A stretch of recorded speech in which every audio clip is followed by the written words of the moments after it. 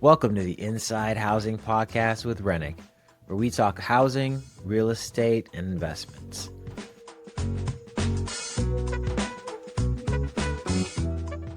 Here we go. Welcome, Robbi. Welcome to Inside Thanks, Housing. Rennick. How are you? I'm excited to be here. And what a great space you have. It came out pretty nice. Nicely done. Came out pretty nice.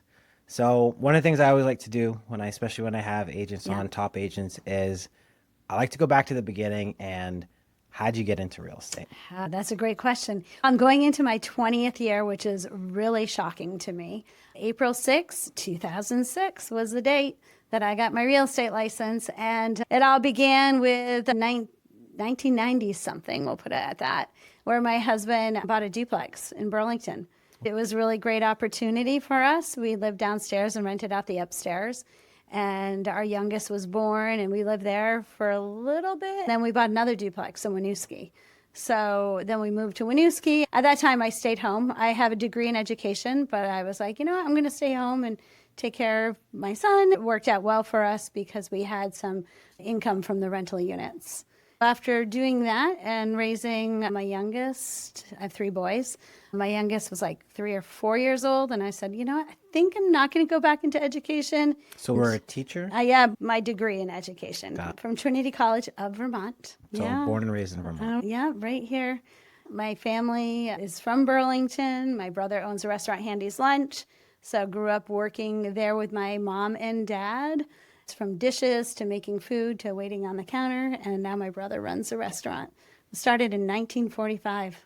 Wow. Yeah, my grandparents started it. It was an ice business as well as like a general store. My dad took it over and made it into a restaurant that it is. So that's your brother's restaurant? My brother's restaurant. Okay. Yeah, I help him out every so often in all my free time. But so getting back to the real estate thing, after raising 3 kids, I was like, I do not want to go into education. So you were actually in investing and buying properties before you got into absolutely. selling. It wasn't really more investing. It was just like by circumstance. We bought a duplex and lived in it, and the income was very helpful. That was a way that I was able to stay home. And I really enjoyed showing tenants the properties, showing and meeting new people and the applications and putting together the leases. And I remember when I was in high school, my dad had some real estate books. I think he studied for real estate at one time or another. He never got his license, but I was like, that always intrigued me. And my husband's aunt, she's from Virginia. She had her real estate license. And she was like, yeah, you should give it a try. You've been quite successful. Thank so you you. have, I think it was last year, you actually won Realtor of Distinction. Yes, Realtor of Distinction for our Northwestern Vermont Board of Realtors. And prior to that, I've been actively involved with our associations. So there's a lot of awards, Realtor of the Year, stuff like that. How is that particular award different? That was special. All awards are special. This one is unique because they don't give it every year.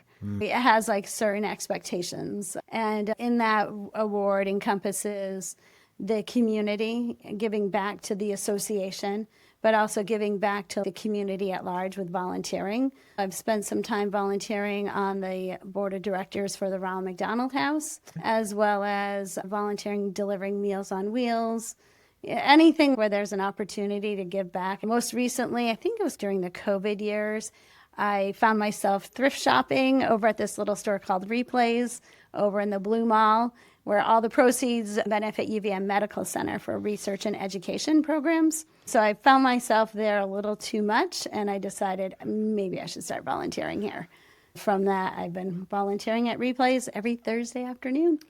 So does that tie into being successful at real estate? Because you have very deep ties to the community, and it seems like you're always doing something. You're always involved in some community organization, volunteering something. Do you think that ties into why you've been able to not only do this for 20 years, but also be really good at it? It's also just the balance of time. Everyone loves the work-life balance, and I love to work really hard, but then also in addition to just working and having closings, let's give back to the community. What else can I be doing that can benefit the people around me?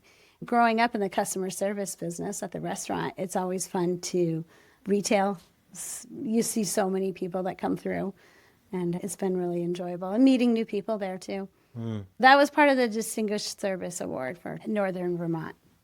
So then back to the beginning, how would you define what is the role of a realtor? What are they doing for buyers and sellers?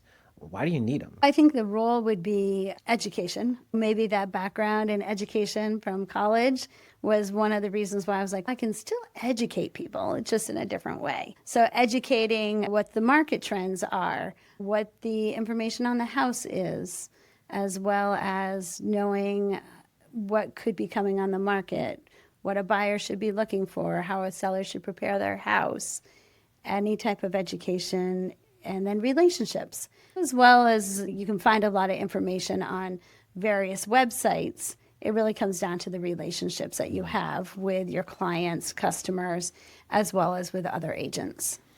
If someone's thinking of selling their home and they are looking around and they're like, okay, I need to reach out to an agent, where do you start? Where is like step one of what should I do in terms of getting that house ready? If you are looking to sell your house and you have a timeline of when you want to get your house listed for sale, then I would definitely suggest meeting with a realtor right out of the gate so that we can come over and discuss with you what it is. Like, what is your timeline? What does your house look like? What is the potential value of your home? What are some things that you should do or not do? A lot of sellers have these grand ideas of replacing all the carpeting upstairs because they're really old. If you replace them, what are you replacing them with? Is that something a buyer is going to want? I had a seller replace all the flooring. He put in like laminate flooring all throughout. And literally the day after closing, the buyers went in and ripped it all out. So it's just like, oh Interesting. boy, that's tough. Do some minimal improvements, but depending on how big the ticket is, will you recoup those costs? So how do you in the determine end? then? How do you determine like what needs to be done versus what somebody else may or may not like? That's a tough one, Rennick. It's also like looking at, well, how bad is the carpeting? And do you have some holes in it, some stains? Would you be willing as a seller to offer some type of concession or price the home to acknowledge that, yes, we know the carpets need to be replaced. That's why we price it at this number. I think that would be a key. But then again, let's away from the carpeting, if it's just like some cosmetic improvements, like painting some walls. Kids, dogs always do a little bit of damage on the house. I know because I had 3 kids and 2 dogs. Touching up some spots, that just the curb appeal is important. Okay. So even the exterior, painting the front door, minimal things can really go a long way. So what, because this is something that I hear a lot of, which is what is my house worth? And determining that, depending on when you're determining that, is not easy. So how does that process work in your experience? What are the things that are going to dictate ultimately what is the value and price of the house? When we're looking at value of the price of the house, we're looking at where is the house located? How many bedrooms is it? How many bathrooms? I think it is important to know, has the roof been replaced? Has the heating system been improved? Those are the things that are really important compared to new carpeting. That's what a buyer, like those are the big tickets. Does that increase the value of the home? Not necessarily, but it's going to make it more marketable because a buyer is going to go in and be like, okay, so that roof was 20 years old and they just replaced it. That's good because now I don't have to worry about replacing the roof. That's a significant saving. Also comparing it, taking that house and saying, okay, you have hardwood floors in one room, your kitchen's a little bit dated, but your 4 bedrooms, 2.5 baths in a great location. Okay. Maybe the house is worth this price, but don't forget your neighbor down the street had all the bells and whistles of their house. That's why the price was a little bit more. Just being realistic of sometimes it can be apples to oranges. One of the things I've heard is that also the market itself dictates price to an extent. So how the market is in 2026 versus 2024 or 2022 is very different. 2022 for sure, because we're still having that residual COVID demand on housing in 2022. 2026, Burlington is a niche. We're very unique, the area. And people want to be living here because it's close to a lot of the amenity. Therefore, you may get a higher price. Will it be the premium price from 2022 during the COVID years? Maybe, maybe not. It all depends. That's where, as a realtor, we come in and help you with that number and Do you- pricing it strategically. So that's a big thing. I've heard that before. So how would you define strategic pricing? When we come to meet with sellers, we're looking at we take about 6 to 12 months of history of homes, looking at all those homes and seeing what they sold for. And the market's been strong. We're seeing some homes we're selling about 2 to 3% over the list price. So as a seller, you're excited because you're saying, wow, that house sold for, say, 550, but it was listed at 500. So do you want to start at 550 or do you want to start at 500? So that's where that conversation is. You got to look at like the top price point. How did they get to that top price point? How many days on the market was it? Where was that house located? What did it have for improvements? It's a ongoing conversation. Those sometimes are probably more difficult conversations because somebody is saying, I want to put it out at this price. You as a professional are trying to say, it's how do we get there? Exactly. Right? Yeah. A seller can list a house whatever price they choose, but they need to know the first 2 weeks is when the house is going to have the most exposure. There's an old saying, the 10 showings, you should equate one offer. I learned that from my dear friend Carol Hinson. That is. So you want to make sure that you're out of the gate listing the house at a good number so you can get all that activity right off. I've had sellers who have not done that, where they have priced it against a number that I recommended and it sits on the market for a few weeks longer. And then you have price reductions. And so what is the implication of a price reduction? Aside from the price is lower, but there's other implications. It's just then sometimes buyers are going to say, why, or do they keep dropping the price? Maybe they'll drop it a little bit more. It depends. It also depends on what a seller's timeline is to move. Those who are really motivated are going to price it strategically to get it to sell. The key thing is getting your house ready to be sold. So you have pricing strategy, getting it ready to sell. You also have that consultation with a realtor trying to figure that out. What are some things that you like to bring to the table when you're meeting with sellers and saying, this is not only on top of all of that, but what are some of the other things that once it's out there and it's listed and you got the right price, you don't just hands off. Like you're out there doing other things. Contacting people that I know in my database and letting them know that we just had this new listing come on the market, as well as talking to lenders and letting them know because they may have buyers for the house or could be working with another realtor. That's fine. Contacting other agents that we know within our own company, but on the broader market too. Are you also during that process when it comes to, hey, we're selling it, we're listing the home, are you also preparing them for what happens potentially when there's offers and for different things that you can do? Generally, I have that conversation when we're having the listing appointment, explaining this is how it works once we have an offer and explaining that process and deciding with the seller what they'd like to say. Every seller can decide if they get an offer. If they've had 3 showings and they get a great offer, they may just want to go with that great offer and not wait for multiple offer scenario. Everyone is different. So, yeah. What are some of the things that you enjoy the most about that process? Because it always seems like every time Robbi's name comes up, she's happy, she's there, she's positive. It feels like you bring this Have to be. really big energy. So what do you enjoy about that process? Just really helping people, like educating them and helping them know that they can get to their next level, their next chapter of where they're going. Communicating, sharing, like I have contacts with people in the trades. So if they need to have, before they list the house, maybe get that septic pumped, have the heating system serviced. So if there's some GFCI outlets that need to be changed, knowing that I'm there and I have people I can call who will get right over there and take care of it for them. So you've been born and raised, Burlington, Vermont.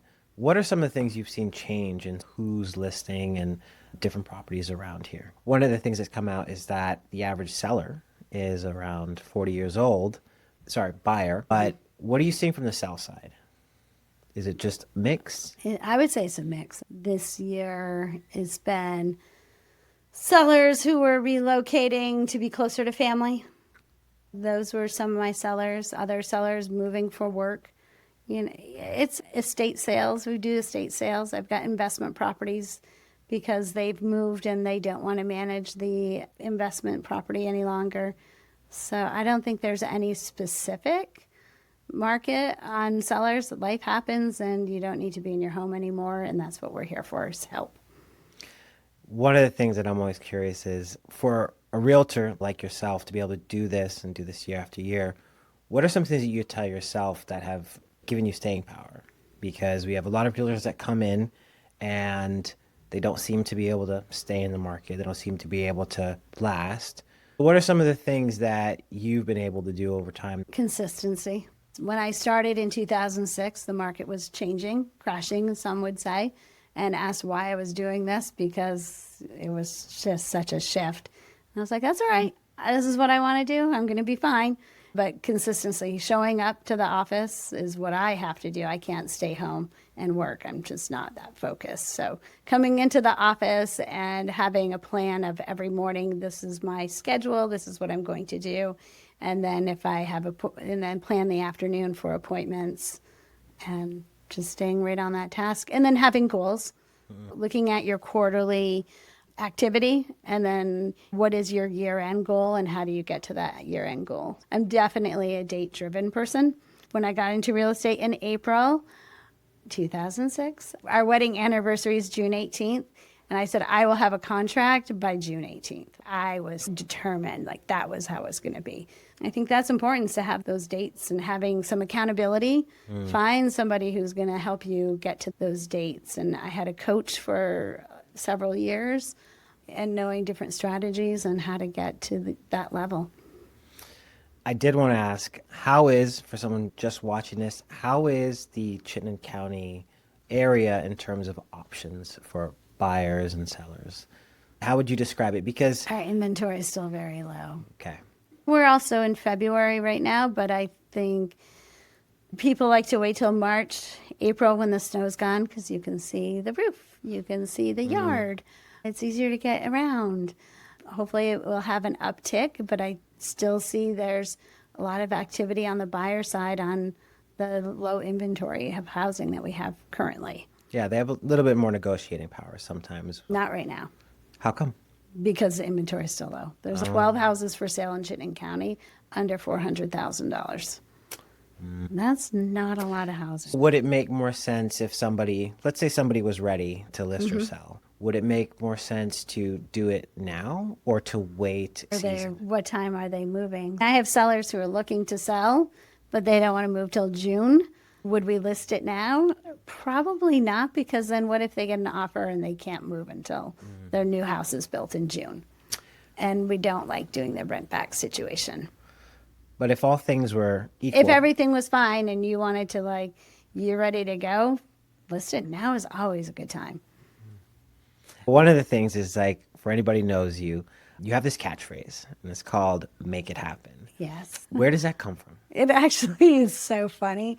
My husband, Adam, it's funny. I gotta hear it. Come on. Oh, Adam, raising 3 kids and trying to get all these things. It's amazing how quickly your day goes by when you're home with 3 kids.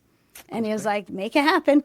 Whether it was just dinner, going out and seeing family, he said, you can do it, make it happen. So it was almost like when I got into real estate, I was joking. I'm like, I'm going to make it happen. So hence, now I make it happen. You've had that tagline for pretty much Since your 2006. I think I have that vanity license plate. I am one of those people. Yeah, and so you really believe it. You're out there, you're like, Yeah. There's always a good time, and that's something I've seen. There's always a good season. There's always something positive can happen. Whether you're buying or selling, you can go out, and now's the time to do it. As we wrap up, what's the thing, and you've mentioned this helping people, but what's the thing that just gets you up in the morning and you just say, I'm going to make it happen? What's that little extra thing that you love to look forward to in the process? It's the accountability of, making my family proud. They must be very proud, Robbi. They really must be. Thank you so much. Thank you. I appreciate you coming on, and we will talk again soon.